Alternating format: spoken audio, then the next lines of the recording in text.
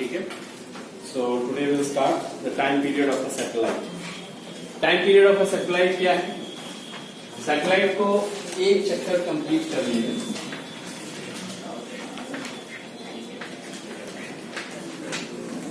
Around the planet, यानी अर्थ का एक चक्कर काटने में जो भी समय लग रहा है that is the time period.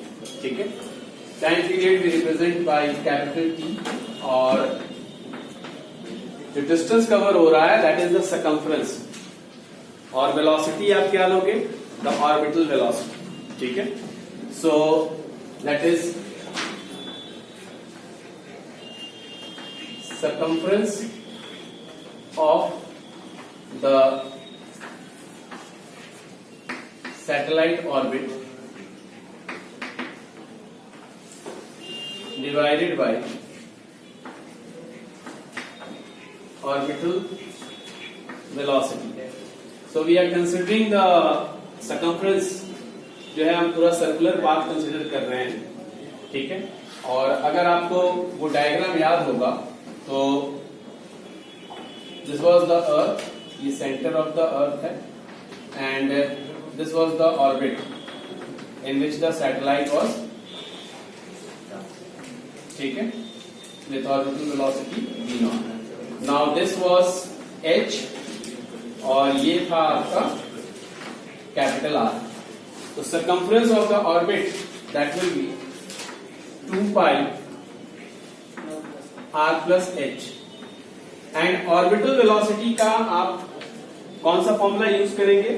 जो वो वाला था जिसमें gm था, यानी under root gm by r plus h. ठीक है. तो under root gm by r plus h, जो कि न्यूमरेटर में चला गया.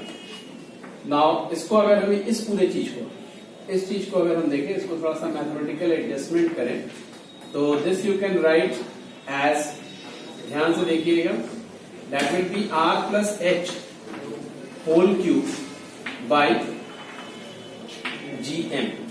सो this is the time period. ये आपका एक फॉर्मूला हो गया. अब इसके डिफरेंट फॉर्म्स हैं. ठीक है. डिफरेंट फॉर्म में सबसे पहला जो है, आप gm के जगह gr² अगर सब्स्टिट्यूट कर दें, ठीक है, तो as capital GM is equal to small gr². Earlier हम लोगों ने ये चीज देखा हुआ है.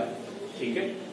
तो उस बेसिस पे अगर आप कहो तो time period will be 2 pi under root r plus h whole cube by gr². ये भी आपका एक फॉर्म हो सकता है. अब इसी में अगर आप कंडीशन अप्लाई कर दो कि h is very very small than r, तो फिर ये फॉर्मूला थोड़ा सा और मॉडिफाई हो जाएगा. व्हेन, ये भी आपका एक फॉर्म हो गया, when h is very very less than capital R, तो फिर उस केस में you can write t is equal to 2 pi under root, यहाँ पे आप h को जो है 0 कंसिडर कर लीजिए, so it will become r³ by gr². So if you simplify it, you are going to get 2 pi under root r by g आ जाएगा. ठीक है. तो यहां ये भी एक फॉर्म आ जाएगा. फिर एक फॉर्म ये देखो, हम लोगों ने सबने पढ़ा है कि मास जो है 4/3 पाई r³ into the average density of the earth. तो इस चीज को अगर हम इस्तेमाल करें, ठीक है, इस चीज का इस्तेमाल करें, कहां पे हम इस्तेमाल करें? इस जगह पे. ठीक है. यूजिंग दीज टू, आप देखो आपको फिर नया एक फॉर्म मिलेगा, 2 pi under root r plus h cube. Now gm, ध्यान से देखिए, gm के जगह you are going to put this thing, so into 4 pi r cube rho and 3 will go in the numerator. ठीक है, तो ये आ रहा है। अब यहां पे फिर से when h is very very less than r, ठीक है, अगर h बहुत छोटा है r के कंपैरिजन में, तो फिर से इसको अगर हम सिंप्लीफाई करें तो you are going to get t is equals to 2 pi, h को 0 कंसिडर करें, this will become 3r cube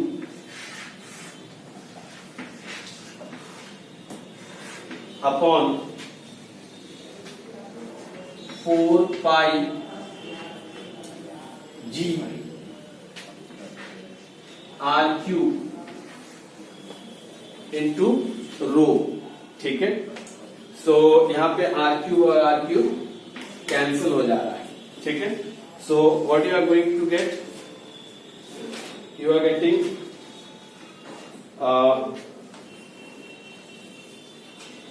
इसको सिंप्लीफाई करो, देखो क्या आ रहा है।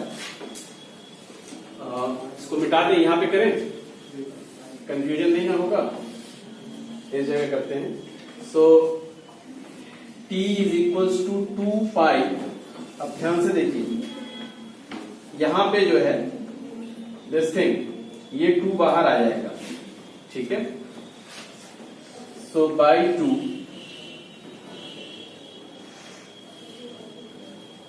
3 अपॉन पाई जी रो। ठीक है,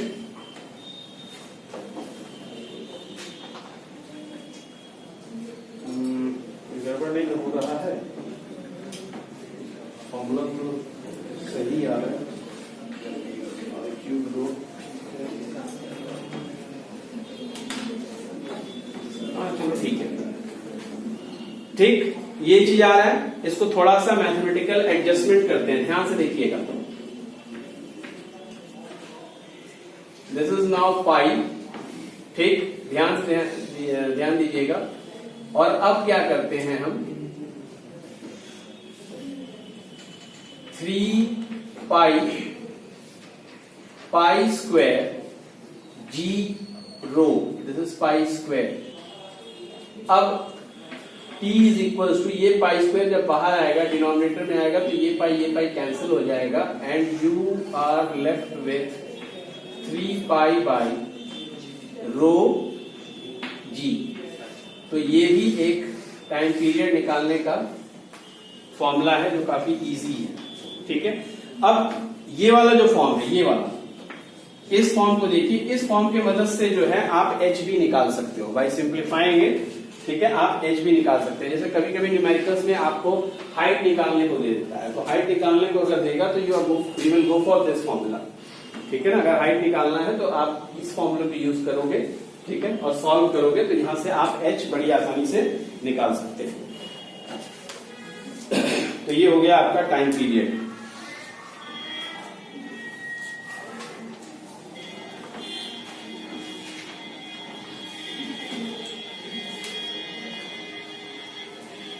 जल्दी से उतार लो।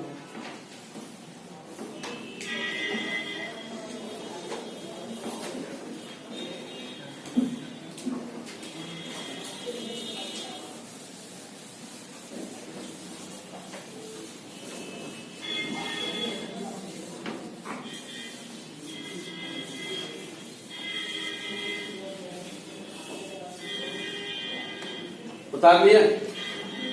देखो नेक्स्ट हेडिंग आप डालिए energy of a satellite.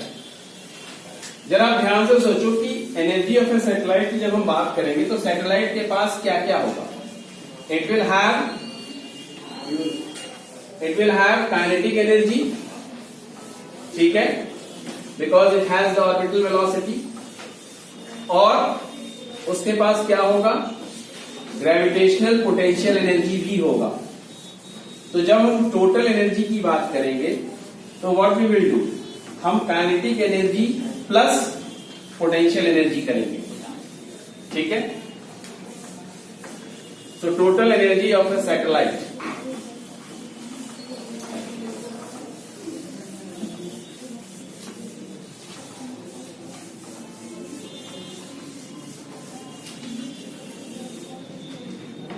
Your next heading is total energy of satellite. Total energy of satellite.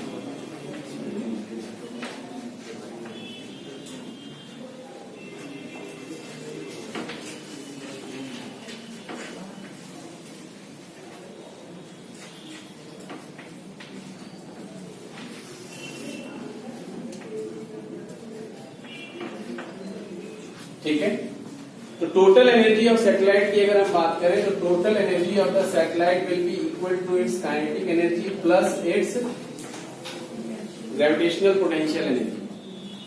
ठीक है, काइनेटिक एनर्जी कितना होगा? Half mass of the satellite orbital velocity का स्क्वायर। और ग्रेविटेशनल पोटेंशियल एनर्जी आप लोगों ने फॉर्मूला निकाला था। ठीक है, मैंने आपको बताया था, अगर आपको याद होगा तो क्या होगा? Minus G M M by R. ठीक है, तो it will become minus G mass of the planet, mass of the satellite upon distance between the two. तो डिस्टेंस बिटवीन द टू क्या होगा? R plus H. ठीक है, अच्छा, orbital velocity का हम लोगों ने फॉर्मूला निकाला था। ऑर्बिटल वेलोसिटी का फॉर्मूला यहां पे सब्स्टिट्यूट कर दीजिए, हाफ एम और वी नॉट स्क्वायर, स्क्वायर कर देना है, तो स्क्वायर करोगे तो it will be G M by R plus H minus G M M by R plus H.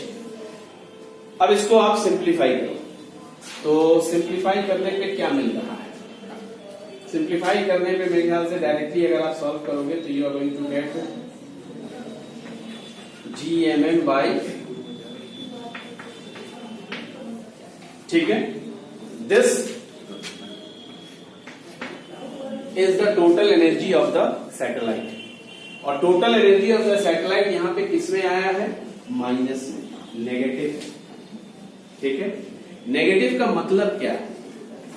यहां से बहुत सारी चीजें आपको ध्यान रखना है, और ये जो मैं चीज बताने वाला हूं ये सिर्फ यहां ही नहीं, क्लास 12th में भी जब आप पढ़ेंगे, ठीक है, तो एटॉमिक स्ट्रक्चर वगैरह में भी इसका इस्तेमाल किया जाएगा क्लास 12th में जब हम लोग वहां पढ़ेंगे। और बाकी इलेक्ट्रोस्टैटिक्स में तो इसका यूज होता ही है, ग्रेविटेशन चैप्टर का और वर्क और एनर्जी का जो पोटेंशियल एनर्जी वाला पार्ट है। मैं एक चीज बता दे रहा हूँ, ग्रेविटेशन को आप अच्छे से समझ के पढ़िएगा, और दूसरा वर्क और एनर्जी में जो स्पेशली पोटेंशियल एनर्जी वाला सेक्शन है, ठीक है, उसको आप एकदम डेप्थ में उतर के उसकी बारीकियों को समझ के करिएगा।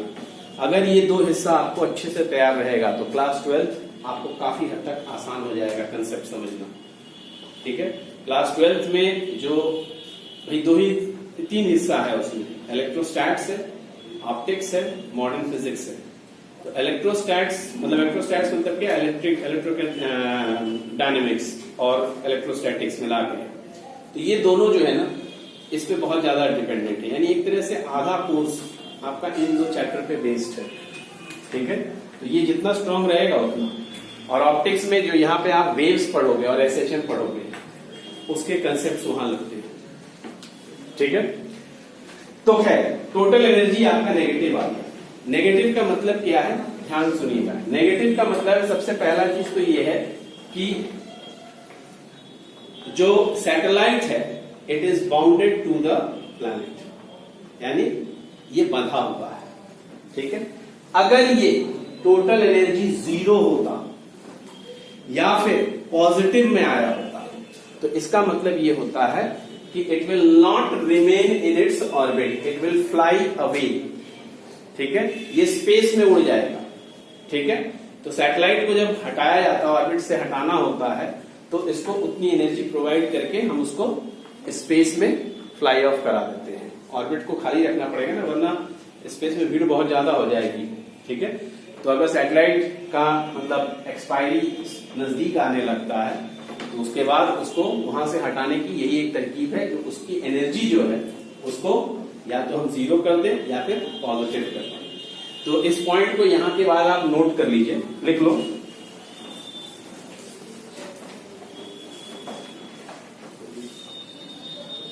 The negative sign shows that the satellite is bound to the earth. The satellite is bound to the earth.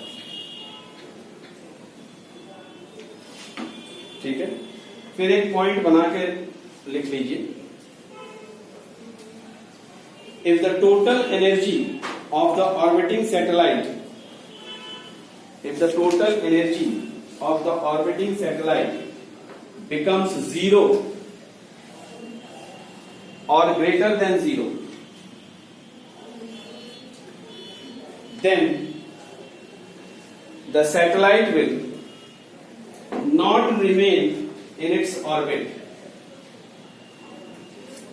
Then the satellite will not remain in its orbit. It will escape from the Earth's gravitational pull. It will escape from the Earth's gravitational pull. ठीक है. अब ये जो अभी हम लोगों ने बात डिस्कस की, इसी पॉइंट पे बेसिस पे एक बहुत ही इंपॉर्टेंट टर्म आता है जो अक्सर एग्जाम में पूछ दिया जाता है आपसे. ठीक है, बाइंडिंग एनर्जी क्या होती है. ठीक है, तो नेक्स्ट हेडिंग डाल दो binding energy. It is just a definition जो आपने यहां अभी लिखा है उसी के बेस पे है. Binding energy. तो अभी अभी हमने आपको क्या बताया कि अगर सैटेलाइट को ऑर्बिट से हमको हटाना है तो हम क्या करेंगे, हम उसकी वेलोसिटी को क्या करेंगे, उसकी एनर्जी को क्या कर देंगे, जीरो कर देंगे. पॉजिटिव तो ज्यादा फिर देना पड़ जाएगा. तो हमारे लिए हम सबसे मिनिमम की बात अगर सोचे तो हम उसको जीरो कर देंगे.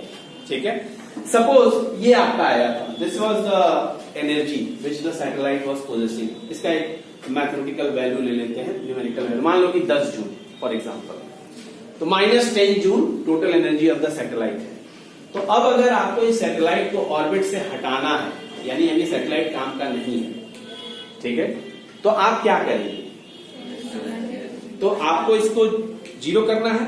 तो जीरो करने के लिए आपको क्या करना पड़ेगा, you will have to provide it energy. कितना एनर्जी, +10 जूल. तो ये जो +10 आप दे रहे हो ना, इसी +10 जूल को हम कहते हैं बाइंडिंग एनर्जी. तो बाइंडिंग एनर्जी क्या है, total energy of the satellite ही है बट पॉजिटिव वैल्यू. ठीक है, तो लिख लो the energy required for a satellite, the energy required for a satellite to leave its orbit, the energy required for a satellite to leave its orbit and escape to infinity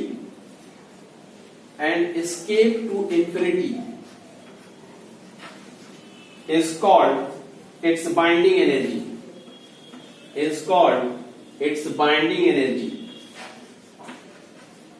और mathematically जो है इसको हम new represent करते हैं. ये बस total energy में सिर्फ ई था, ये बाइंडिंग एनर्जी है तो ई भी हमने लिख दिया.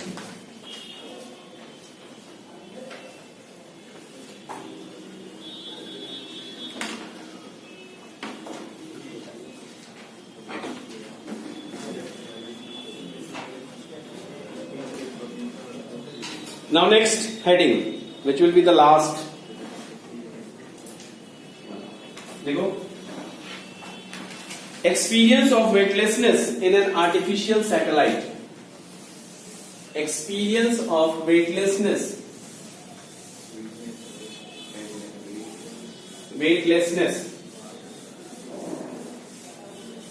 in an artificial satellite. आपने देखा होगा जो एस्ट्रोनॉट्स वगैरह हैं,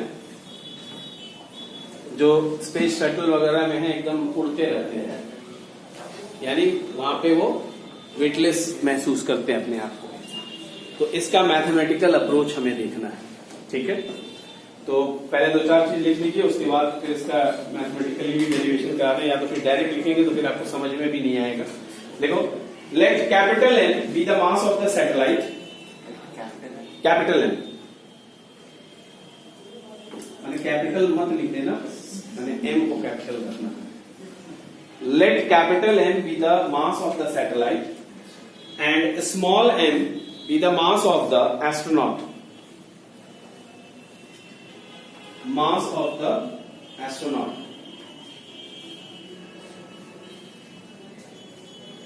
ठीक है. फिर आगे लिखो फुल स्टॉप करके ME ऐसे, ये देखो ME mass of the earth and small r bracket में आप इसको ऐसे लिख लेना. स्मॉल r जो है that is r plus h. ठीक है. That is the radius of the satellite orbit. Radius of the orbit. ठीक है. अब एक चीज बताओ, सैटेलाइट जो है गोल गोल ऑर्बिट में घूम रहा है और आप सब जानते हो कि अगर सर्कुलर ऑर्बिट में घूमना है तो नेसेसरी क्या रिक्वायरमेंट है? Centripetal force. ठीक है. वो सेंट्रीपेटल फोर्स इस सैटेलाइट को कहां से मिल रहा है? इट इज गेटिंग दैट, या वो फुलफिल हो रहा है ग्रेविटेशनल फोर्स ऑफ अट्रैक्शन से. ठीक है. तो इसी बेसिस पे आप इसको ऐसे लिख सकते हो M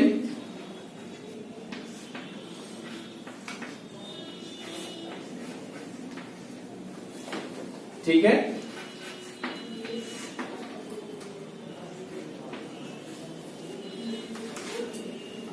Centripetal force of the satellite needed by the satellite that is provided by the gravitational force between the satellite and the earth.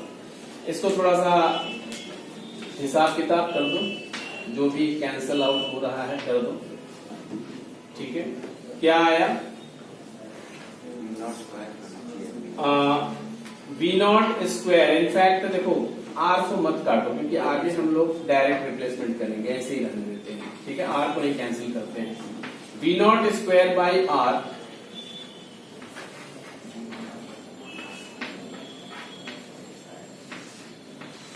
ये एक इक्वेशन हमको मिल गया. Let it be equation number 1. ठीक है.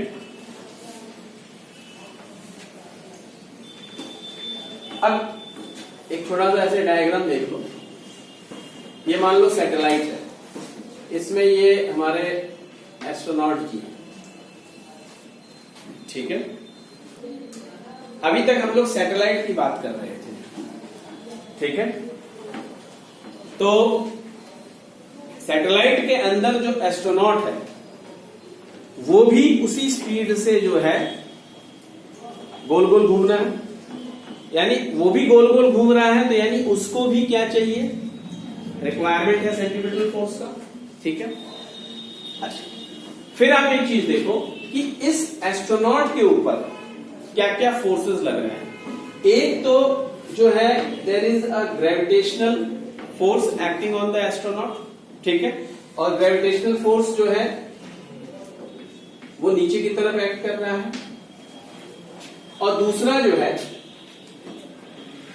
लेट अस कंसीडर कि normal reaction लग रहा है. अभी आप ये सोचिए कि एस्ट्रोनॉट सैटेलाइट के फ्लोर पे है. अभी हम ये नहीं सोच रहे हैं कि वो हवा में उड़ रहा है या क्या है, वो स्थिति में नहीं आना, हमें भी कुछ नहीं मालूम है. हम तो ये मान के चल रहे हैं कि ये फ्लोर पे स्टैंड कर रहा है. तो एक नॉर्मल रिएक्शन भी उसको मिल रहा है. मिल रहा है कि नहीं मिल रहा है?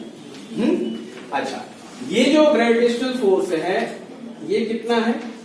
G(N)E mass of the astronaut by square. तो what is the net force acting on the astronaut? तो आपका अगला लाइन यही होगा, net force acting on the astronaut. Net force acting on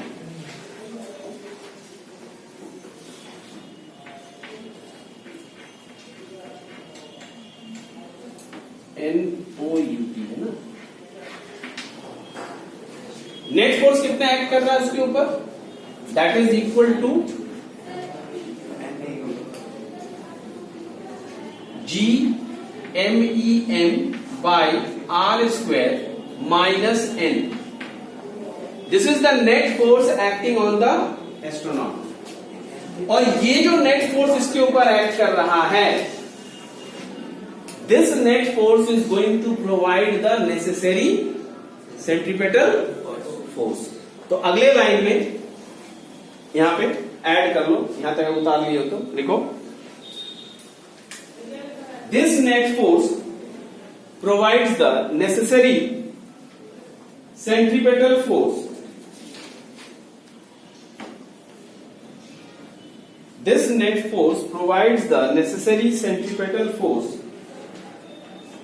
to the astronaut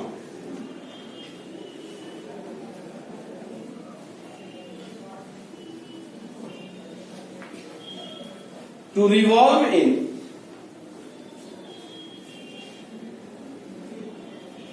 the circular orbit of the satellite, to revolve in the circular orbit of the satellite with the velocity of satellite, with the velocity of satellite. तो इसका मतलब क्या हो गया, GMEM by R square minus N is equals to M V0 square by R. होगा कि नहीं होगा? अब जरा ध्यान दो, मैंने क्यों यहां पे R को कैंसिल करके फिर हटा दिया था, क्योंकि हम डायरेक्ट इस चीज को वहां सब्स्टिट्यूट करते हैं, ठीक है। तो GMEM बाई R स्क्वायर, इसको इधर ले आते हैं तो minus M V0 square by R, तो GME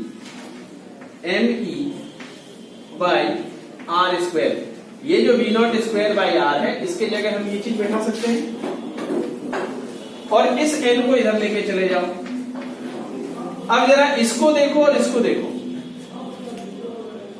it is the same thing ना, यानी आपका N क्या आया,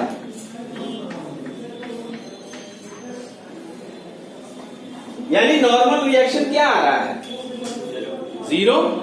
एनएलएम में आपने पढ़ा है ना कि वेइंग मशीन पे जब आप खड़े होते हो तो वेइंग मशीन क्या मेजर करता है, नॉर्मल रिएक्शन। तो यहां पे नॉर्मल रिएक्शन 0 आ रहा है, यानी वेइंग मशीन क्या दिखाएगा, 0। सो द एस्ट्रोनॉट इज, हुआ कि नहीं हुआ, हा?